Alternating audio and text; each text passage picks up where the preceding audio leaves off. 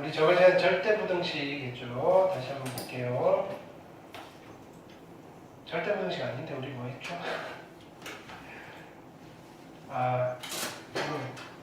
필요조건, 충분조건이죠. 필요조건, 충분조건. 이렇게 반항하는 거지. 자, 그 전에 내일 9시까지 오셔야 돼요. 우리 특강 아직 안 끝났어요. 민주는 내일 안 오셔도 되고요. 여름 특강인데, 그죠? 넌 와. 네. 그럼 밤 9시겠어? 숙제가 어디부터 했냐면요. 97부터 했네요. 자, 질문해 볼게요.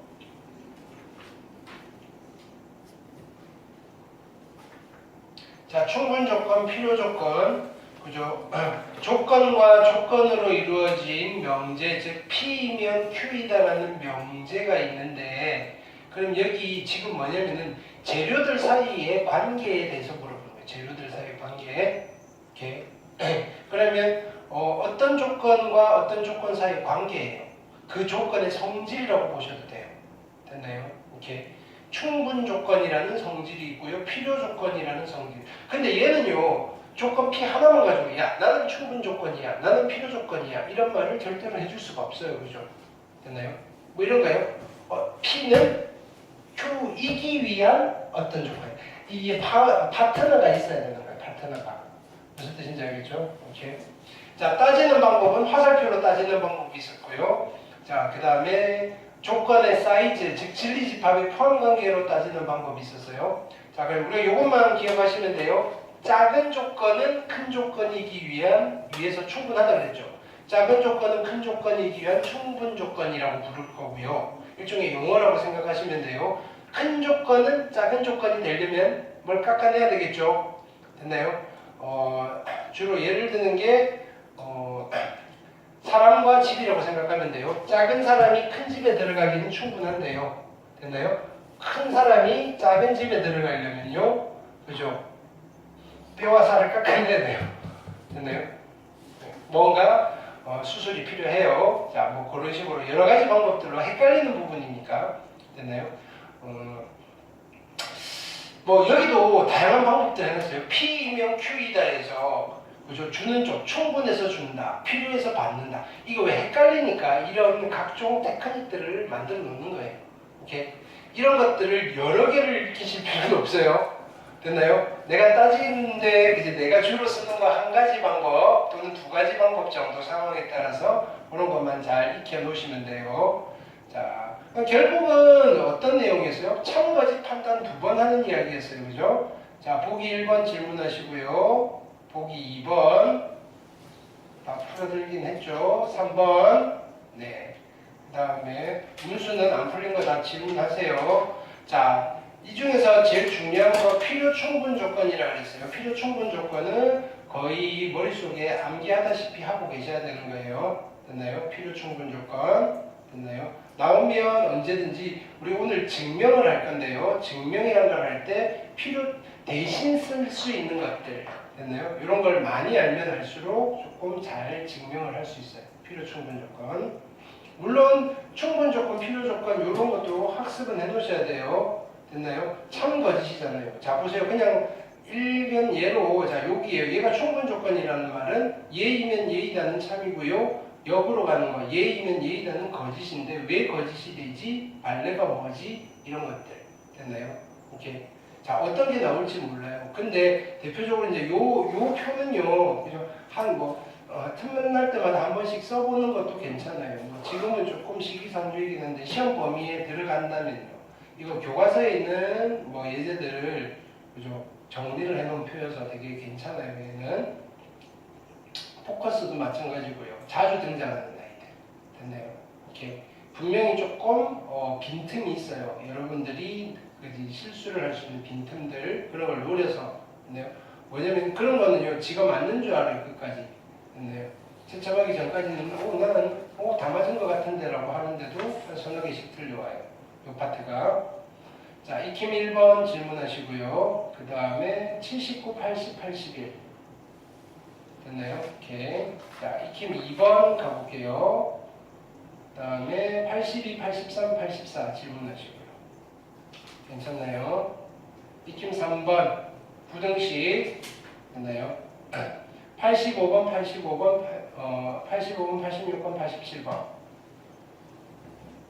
질문 없나요? 오케이. 자, 익힘 4번 됐나요? 자, 여기 보세요.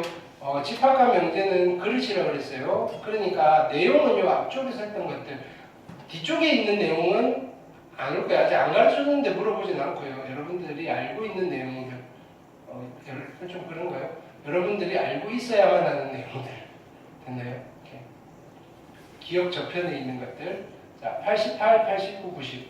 88번은 2번은 89번 90번. 네, 이쪽에 해볼게요. 88번에 2번. 자, 얘는 요거의 범위를 문수가 잘 못 잡는 거죠. 됐나요? 이렇게. 요거는 부등식에는 음의 제곱근이라는 건데 저번 시간에 필기했던 거 있잖아요. 그거 한번 참고해 보세요. 지금 원래 루트는요. 루트분의 루트는요. 그냥 이렇게 할 수 있어요. 일반적으로. 그런데 여기에 음수가 여기 앞에 마이너스가 붙었다는 말은 부호가 좀 다르다는 거예요.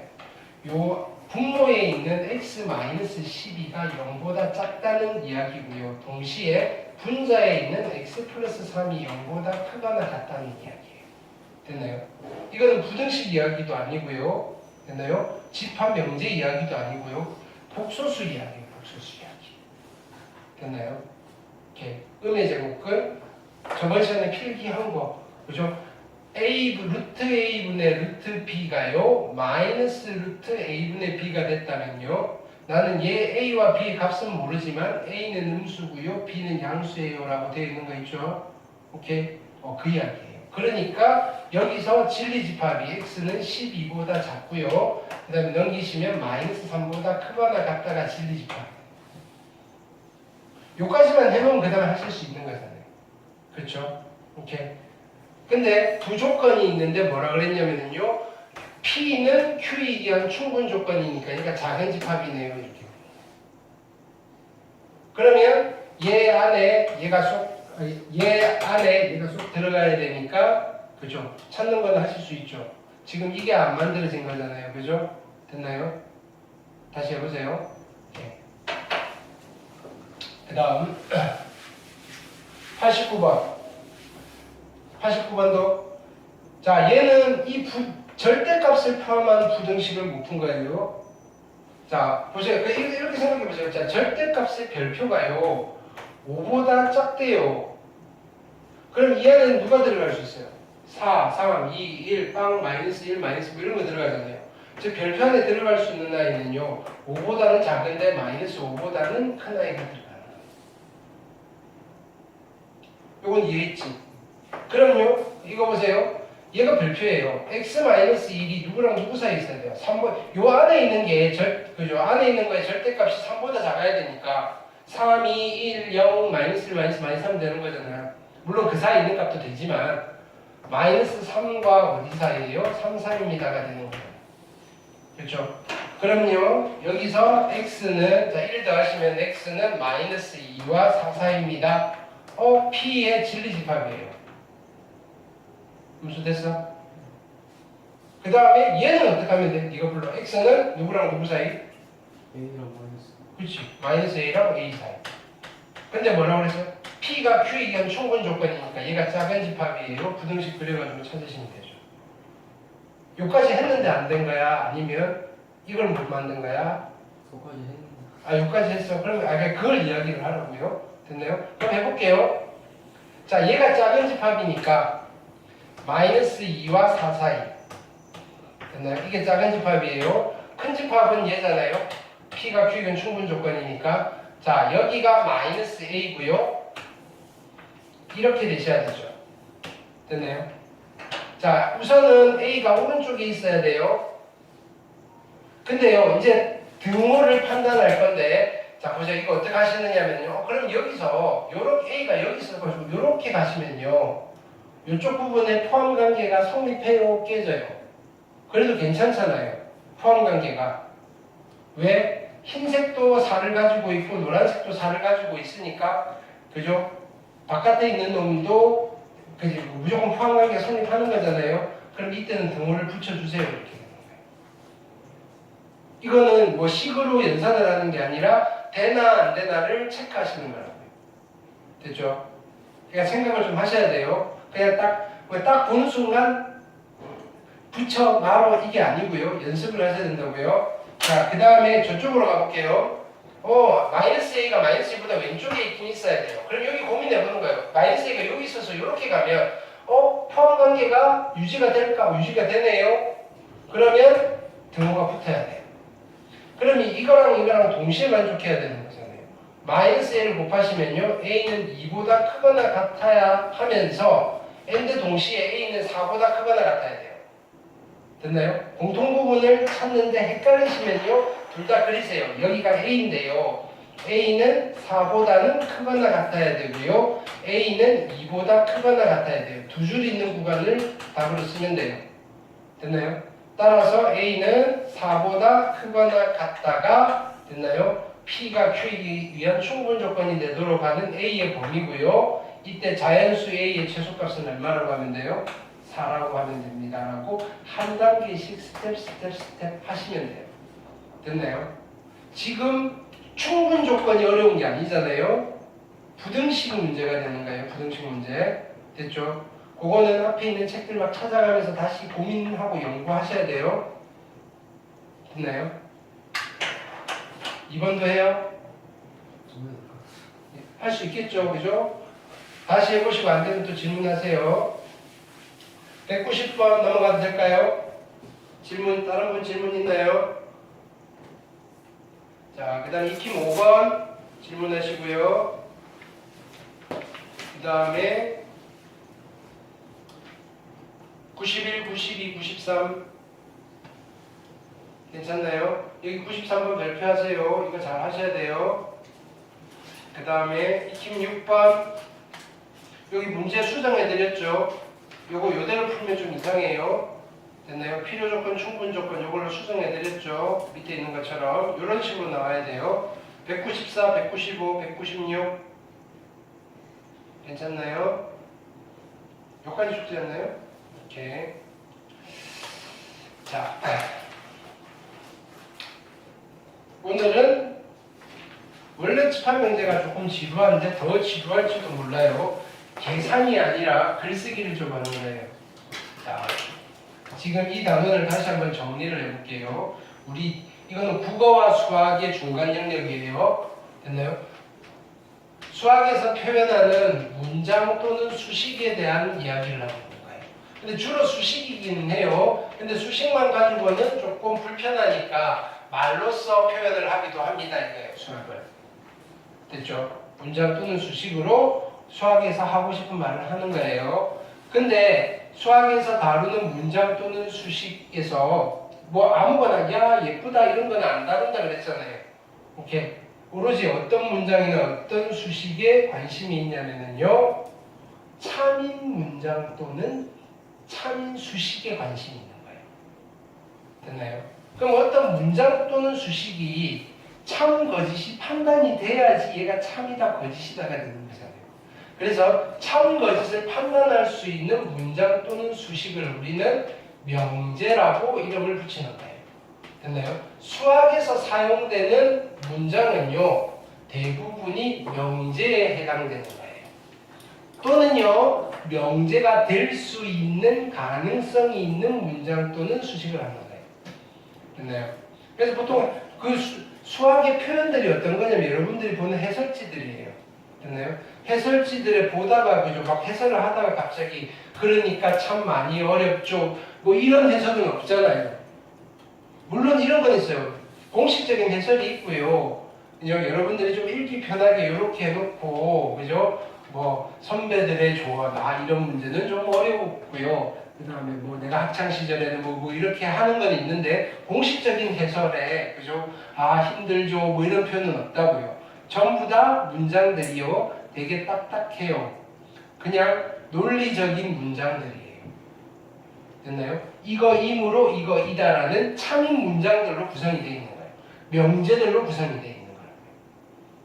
이해됐나요? 그게 수학의 표현이라고요. 됐나요? 그러면 명제는 문장 또는 수식인데 어떤 문장 또는 수식을 명제라고 한가요? 참 또는 거짓을 판단할 수 있는 문장 또는 수식이에요. 참 또는 거짓이 판단 가능한가요? 그럼 어떤 문장 또는 수식을 봤는데요. 됐나요? 명제래요. 이 명제가 거짓일 때 우리는 걔를 거짓 명제라고 불러요. 거짓 명제. 됐나요? 그러면 자 명제 참 거짓을 판단할 수 있는 문장 또는 수식을 보고요. 이게 거짓이라고 판단을 하는 거예요. 거짓이라고 판단을 할 때 우리는 어떤 걸 찾았었죠? 이 명제가 거짓이야. 야 거짓말하고 있네 라고 하려면요. 뭘 찾아야 된다 그랬죠? 발레를 찾는다.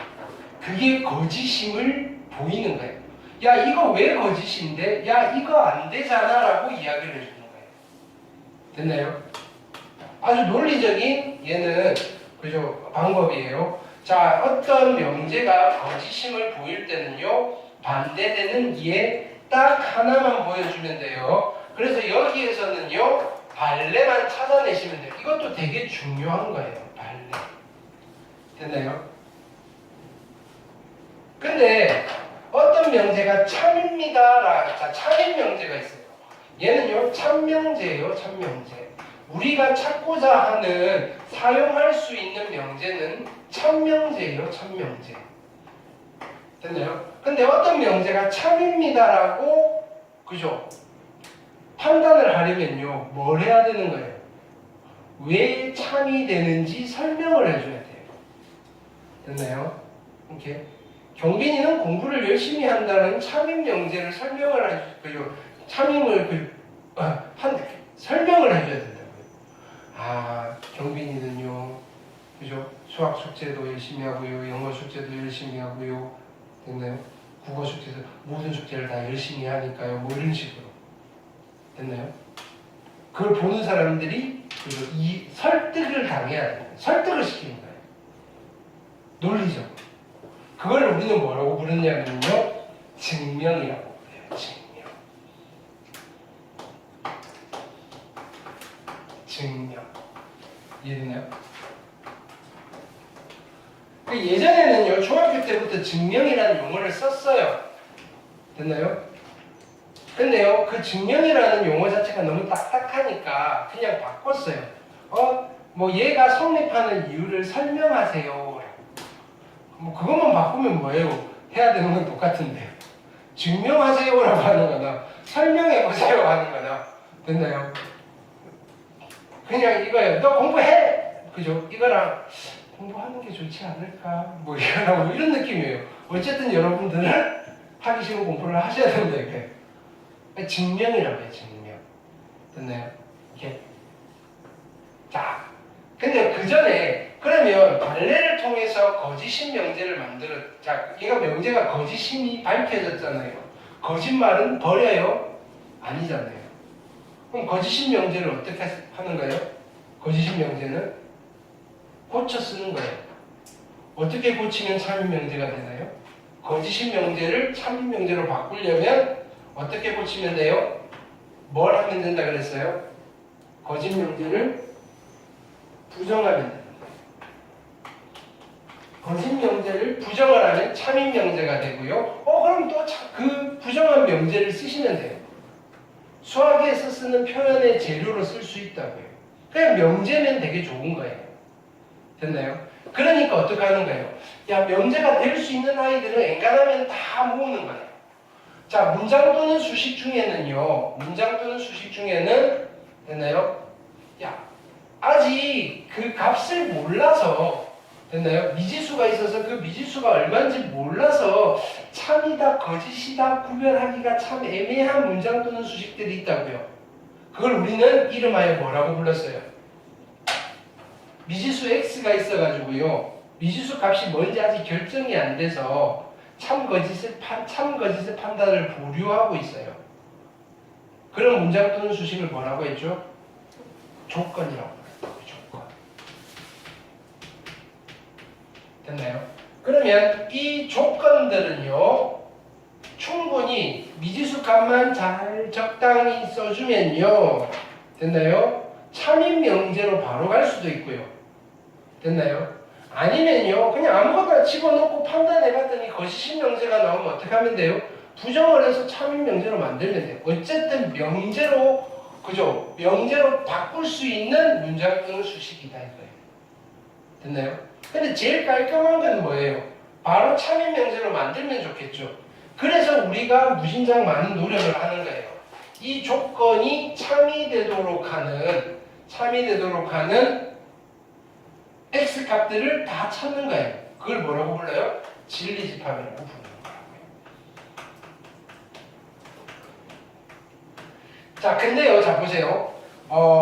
그 조건에서 우리가 미지수 특정한 그 미지수의 값을 특정 지어줘서 명제로 만들 수가 있어요. 예를 들어서 x는 소수이다는 조건이잖아요. 근데 3은 소수이다로 x값을 결정 지어주면 걔는 명제가 돼버리고 참인 명제가 되는 거예요. 그렇게 해서 명제를 만들어도 돼요.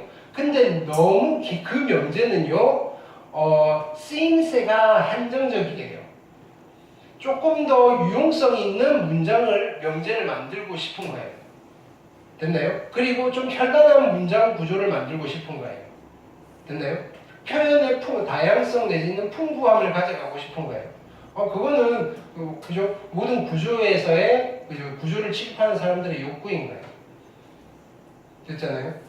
그 국어도 마찬가지잖아요. 그냥 우리가 딱딱하게 이야기를 해도 되지만, 그죠? 뭐 여러 가지 뭐 수사법이라고 하나요? 그것들로 똑같은 내용에 있는 문장들을 그 의미를 아주 예쁘고 그죠? 아름답게 만들어서 쓰는 거잖아요. 됐나요? 마찬가지예요. 그래서 명제로 가는데요. 우리는 이 조건을 이용해서 됐나요? 이 조건을 이용해서 굳이 x값을 특정 짓지 않고도요. 명제로 만드는 그죠? 테크닉들이 있었어요. 그게 두 가지가 있었잖아요. 그게 뭐냐면요. 첫 번째는요. P이면 Q이다라는 가정법에 해당되는 문장을 만드는 거예요. 조건 B가 참이라면요. 조건 Q도 참이야라는 그죠? 새로운 문장을 만들고요. 얘는 그러면 만드는 거는 되게 조금 풍부한데 이건 몰라요. 얘가 바로 참인 명제로 갈지 안 갈지는 몰라요. 그래서 이게 그냥 참 거짓을 판단할 수 있어요. 그러니까 명제로 갈 거니까 그 다음에 참 거짓을 판단하세요. 만약에 거짓이 되면 어떻게 하면 돼요? 다시 부정해서 쓰면 돼요. 일단 명제로 만들었다는 사실 자체가 중요한 거예요. 명제로 만들기만 하면요. 어떻게 하든 참 명제를 만들 수 있어요. 얘가 거짓이라고 하더라도요. 됐나요? 또는요. 두 번째는 뭐예요? 조건 P가 있는데요. 여기다가 그냥 X값을 특정하는 게 아니고요. X에 대한 범위 또는 어떤 성질 뭐 이런 걸 부여하는 거예요. X가 1일 때 뭐가 아니라 전부 다 뭐 이렇게 해요. 모든 X에 대해서 P이다. 또는요. 어떤 X에 대해서 P이다. 라는 어떤 이걸 정확한 국어 용어인지는 모르겠는데요. 한정어를 붙여버리는 거예요. 한정어. 됐나요? 한정어. 수학에서는 조금 어려운 용어로 양화사라고 하는데요. 그거는 논리학 용어예요. 논리학. 수학 용어가 아니고요.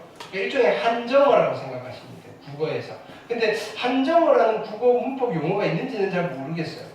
내 기억은 없는 것 같아요.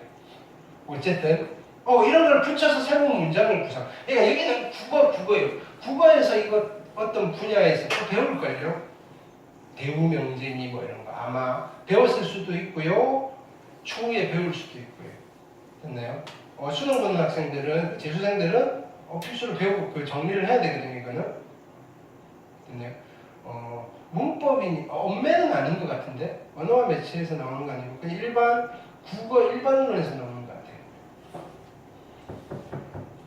같아요. 국어 교과서를 내가 분석을 안 해봐서 배우고 있는 모습만 봤거든요. 어쨌든 배웠나요? 아니에요? 배웠으면 이거 잘했을 텐데. 근데 뭐 이미 이제 잘 하니까 이제 국어에서도 나오면 그죠? 수학처럼 하시면 돼요. 대응 명제가 참이다 그러면. 근데 거기 조금 더 깊이 들어갈 거예요. 뭐 정원 명제니 가운 명제니 뭐 이러면서 논리학이에요, 논리학. 자, 어쨌든 그러면 이렇게 만들어서 얘를 그죠? 이런 명제로 만들든 그죠? 조건에서 특정한 값을 해서 명제로 만들든 우리는 이 명제가 참인 명제를 밝혀야 되는 증명을 해야 될 때가 있어요. 됐나요? 자, 이 증명을 하는 방법은 크게 나누면 두 가지가 있어요. 두 가지. 됐나요? 오케이. 자, 그냥 아주 심플한 예를 들어볼게요. 이런 거예요. 내가 명제를 하나 만들었어요. 까마귀는 검정색이다.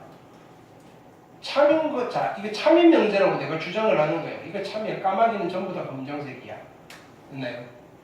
근데 정한이가 선생님 그 거짓말이에요. 라고 하는 거예요. 지가 봤대요.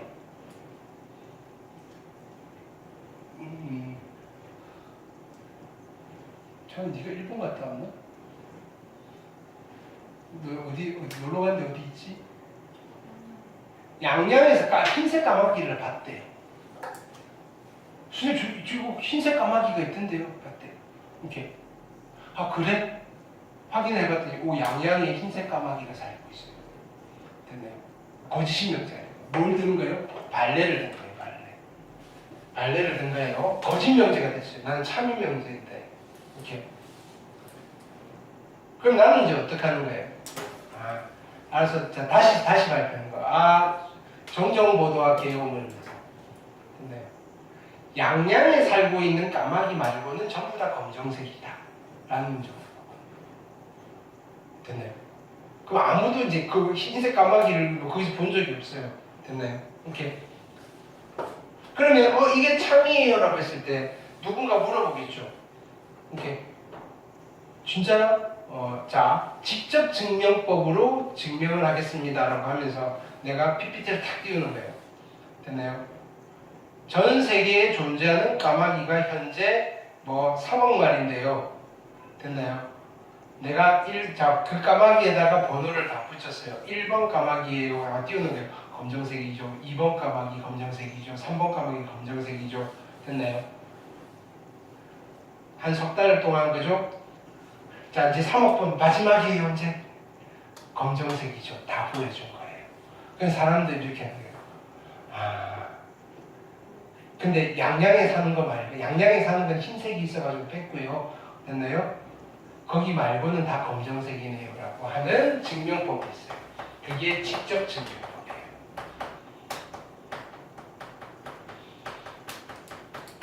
됐나요? 이제 필기하세요. 얘는 자 예를 들면요. 됐나요? 실수 x가 있어요. 됐나요? 실수 x에 대하여 x가 실수예요.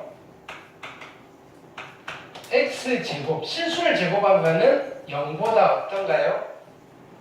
0보다 크죠? 같을 수 있나요? 같을 수 있어요. 2다 라는 명제가 참임을 증명할 거예요. 됐나요? 무엇으로 증명할 거냐면요 직접 증명법으로 증명할 거예요. 금방 끝나요. 자 보세요. 증명 내가 여러분들을 설득하는 거예요. x가 실수라 그랬잖아요. 이므로 됐나요? 실수는 세 종류예요. 됐나요? x는 0보다 큰 실수이든지 실수는 크기 비교가 되잖아요. 0이랑 똑같은 나이이든지 또는 x가 0보다 작든지 이다. 셋 중 하나겠죠. 실수는. 그쵸?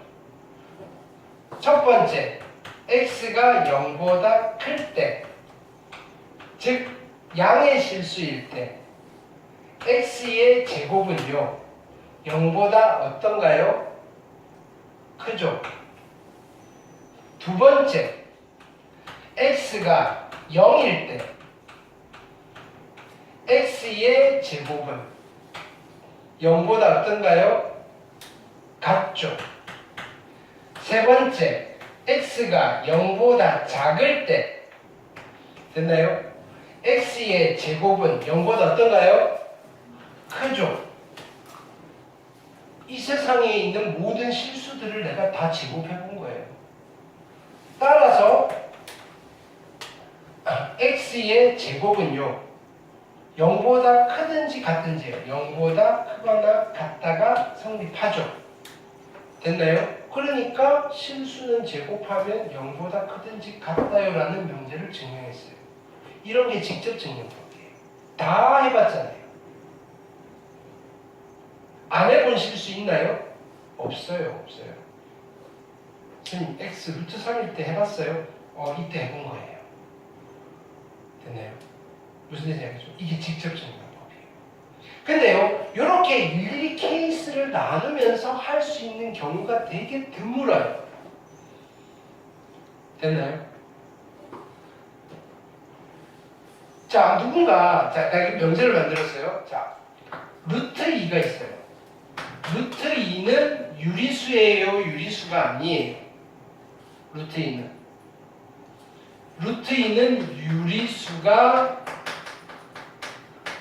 아니다라는 문장을 만들었어요. 명제예요? 명제가 아니에요? 명제 맞죠? 참인 명제예요? 맞아요. 진짜예요? 증명해보세요. 하는 거예요. 직접 증명법. 야, 이걸 뭘 다 보여주지? 뭐 이렇게 되는 거예요. 왜 이런 상황들이 발생한다고요? 직접 증명법은 다 보여주면 되는데 루트 2가 유리수가 아니다는 걸 뭘 보여줘야 돼? 이런 애매한 상황이 발생한다고요. 됐나요? 그러니까 여러 가지 테크니컬한 방법들을 만들어 놓는 거예요. 직접 증명법으로 증명할 수 없는 경우에 이런 것들을 증명하는 테크닉들을 묶어서 우리는 간접 증명법이라고 불러요. 간접 증명법. 되셨나요? 구조가 이런가요? 근데 대표적인 간접 증명법 중에서 우리는 크게 두 가지만 좀 익히시면 되는데요. 하나는 고1 때 배울 거고요. 하나는 고2 때 배워요. 고2 때 배우는 방법은요. 수학적 기납법이라는 간접 증명법이 있어요.